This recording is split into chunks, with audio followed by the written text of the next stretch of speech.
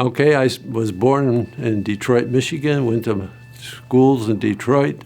In 1953, I went into the U.S. Air Force, and I became a pilot, and have many hours flying in air-to-air refueling, transports, and large aircraft, C-130s, C-141s, and KB-50 tankers.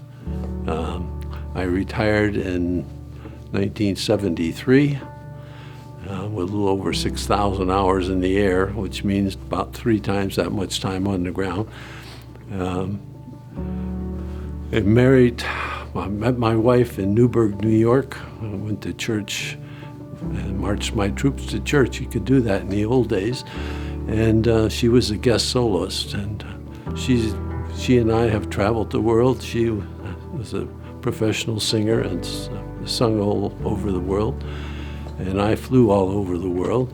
And then after we retired, we went to Israel for 5 weeks, or for 3 weeks actually, and stayed for 15 years. So the Lord really touched. I was the administrator for the International Christian Embassy in Jerusalem, and did quite a bit of traveling, and Shirley did singing. We had several world tours. We went all over the world. I met the Lord when I was 8 years old.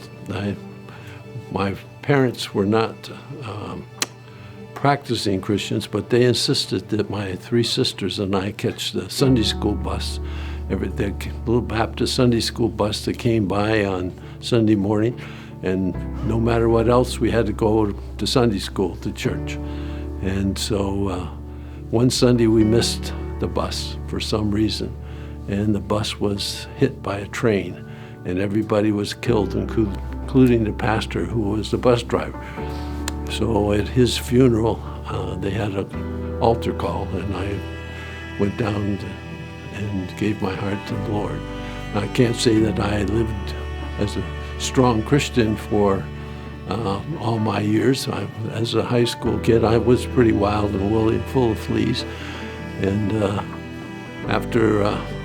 like I say, after high school, I went into the Air Force. Oldest son, our only son, was born with a brain tumor, which we didn't know until he was about 10. And when they operated on him, they found out where the tumor was. Could either cut off his sight or cut off his smell.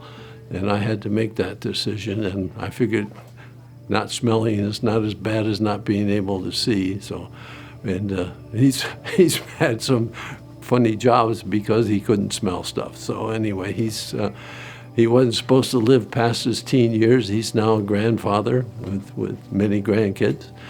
And then our oldest daughter, Angela, had leukemia, and the Lord was with us. As Pastor Matt said this morning, the Lord goes with you through your suffering. You have suffering, but you have the strength to have God with you through all these things.